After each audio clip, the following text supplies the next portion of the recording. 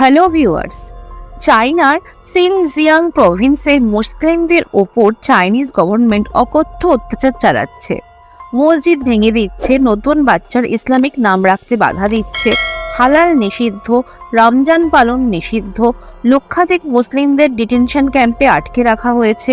এমনকি ইসলাম ধর্মীয় গ্রন্থ কোরআনকেও চেঞ্জ করে রিভাইজড ভার্সন চায়নাতে অ্যালাউ করা হয়েছে। কিন্তু চায়না এরকম করছেই বা কেন? আর চায়নার এই কার্যকলাপের বিরুদ্ধে কোনো মুসলিম কান্ট্রি একটা আওয়াজ পর্যন্তও তুলছে না কেন? মেন ঘটনার জায়গা হচ্ছে শিনজিয়াং। শিনজিয়াং মূলত ছিল উইঘুর মুসলিমদের বাস। উইঘুর মুসলিমরা হচ্ছে তুর্কির এথনিক গ্রুপ। শিনজিয়াংয়ে উইঘুর মুসলিমদেরই ডমিনেন্স ছিল, আর তারা শিনজিয়াংয়ে অটোনমি চাইছিল। কিন্তু চায়না ইম্পেরিয়াল শিনজিয়াংকে চায়নার অবিচ্ছেদ্য প্রভিন্স হিসেবে ইনক্লুড করতে চাইছিল। শিনজিয়াংয়ে উইঘুর মুসলিমদের ডমিনেন্সকে চ্যালেঞ্জ করার জন্য চাইনিজ গভর্নমেন্ট 1950 থেকে 1970 সালের মধ্যে শিনজিয়াংয়ে চাইনিজদের মাস মাইগ্রেশন করায়। এই সময়ে উইঘুর মুসলিমদের ইন্ডিপেন্ডেন্স অর্গানাইজেশন, সোভিয়েত রাশিয়া আর ইস্ট তুর্কিস্তান পিপলস পার্টির হেল্প নিয়ে শিনজিয়াংয়ে মাথা তুলে দাঁড়াতে শুরু করলো।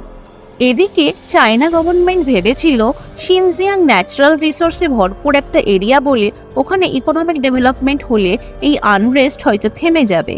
ওখানে ইকোনমিক ডেভেলপমেন্ট হলেও উইঘুর মুসলিমরা নিজেদের অটোনমির দাবি থেকে কিন্তু পিছিয়ে আসেনি।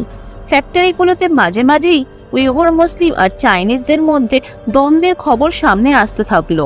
1990 সালে এক হিংসাত্মক বিদ্রোহ সূচনা হলেও চাইনিজ আর্মি সেই বিদ্রোহকে কঠোর হাতে দমন করে।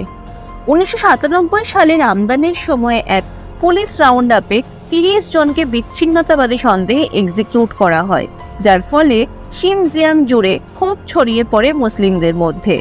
চাইনিজ আর্মি সেই বিক্ষোভকেও দমন করে, আর তাতেই 9 জনের মৃত্যুও হয়। তারপর থেকেই শুরু হয় বিভিন্ন সন্ত্রাসবাদী কার্যকলাপ। 1997 সালে উরুমকি বাস বম্বিং, যাতে 2 জনের মৃত্যু হয়। 2009-এ উরুমকি রিয়ট, যাতে প্রায় 100 জনের মৃত্যু হয়। 2009 থেকে 2016 সালের মধ্যে উইঘুর মুসলিম টেরোরিস্টরা বহু চাইনিজদের হত্যা করে। এর মধ্যে 2014 সালে জি জিনপিং শিনজিয়াং ভিজিট করেন এবং ওখানে গিয়ে পুলিশদের সরাসরি আদেশ দেন যে টেরোরিজমের সাথে কোনো আপোষ নয়। জি জিনপিং এর ভিজিটের শেষ দিনে উরুমকিতে এক সুইসাইড বম্বিং অ্যাটাকও হয়। বেজিং এর উচ্চ পর্যায়ের এক মিটিংয়ে শি জিনপিং বলেন যে কঠোর হাতে এই সিচুয়েশন না সামলালে অবস্থা আরও খারাপ হবে, যার পরেই শুরু হয় এক রুথলেস ক্যাম্পেন, যার নাম strike hard campaign against violent terrorism. এই ক্যাম্পেনকে পিপলস ওয়ার এগেনস্ট এভিল হিসেবেও রিপ্রেজেন্ট করা হয়। 2016 সালে উইঘুর মুসলিমদের একটা টাইমলাইন দেওয়া হয়, যারা চায়না ছেড়ে বেরিয়ে যেতে চায় যেতে পারে।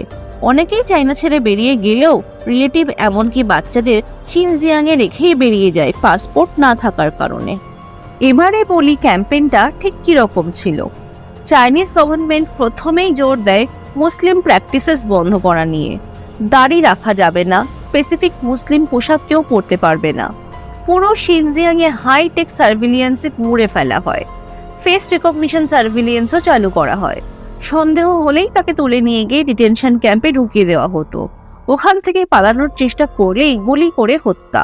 প্রায় 16,000 মসজিদ ভেঙে দেওয়া হয়। অনেক মসজিদের মাথার গম্বুজ ভেঙে চাইনিজ প্যাগোডা স্টাইলের মসজিদে রূপান্তরিত করা হয়। ইসলামিক টেক্সট বুক, এমনকি ধর্মগ্রন্থ কোরআনকেও জায়গা বিশেষে চেঞ্জ করা হয়। যে জায়গাগুলো পড়ে চাইনিজ গভর্নমেন্টের মনে হয়েছে ওই লেখাগুলো বিচ্ছিন্নতাবাদকে প্ররোচিত করে। এও শোনা যায় যে উইঘুর মুসলিমদের পপুলেশন কমানোর জন্য জোর করে কন্ট্রাসেপ্ট আর স্টেরিলাইজ করা হয়েছে, অর্থাৎ জোর করে বন্ধা বানানো হয়েছে, জোর করে অ্যাবর্শনও করা হয়েছে। 2015 থেকে 2018-র মধ্যে উইঘুর মুসলিমদের বার্থ রেট প্রায় 60% ডিক্লাইন করে, যেখানে চায়না জুড়ে বার্থ রেট ডিক্লাইন করেছিল 9.69%। 2019-এ শিনজিয়াংয়ে বার্থ রেট ডিক্লাইন করে 24%, যেখানে কিনা গোটা চায়নার বার্থ রেট ডিক্লাইন করেছিল 4.2%।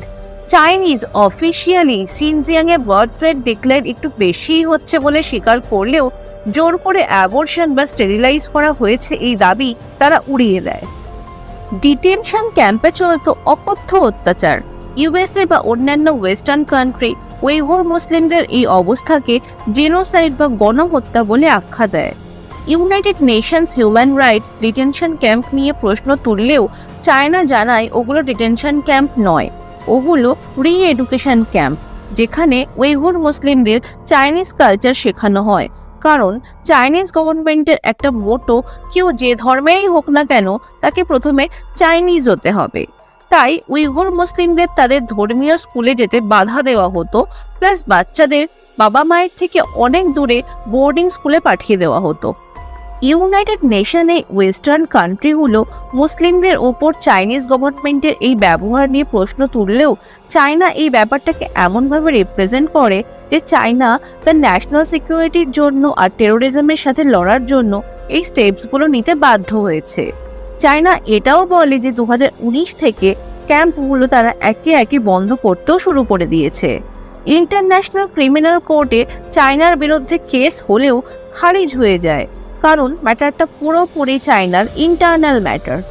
এবার প্রশ্ন হচ্ছে, মুসলিম কান্ট্রিজগুলো যেমন সৌদি আরব, ইরান বা পাকিস্তান চুপ কেন চায়নাতে মুসলিমদের ওপর এত জুলুম হচ্ছে দেখেও? চায়না তাদের অয়েল এক্সপোর্টের 15% অয়েল নেয় সৌদি আরব থেকে।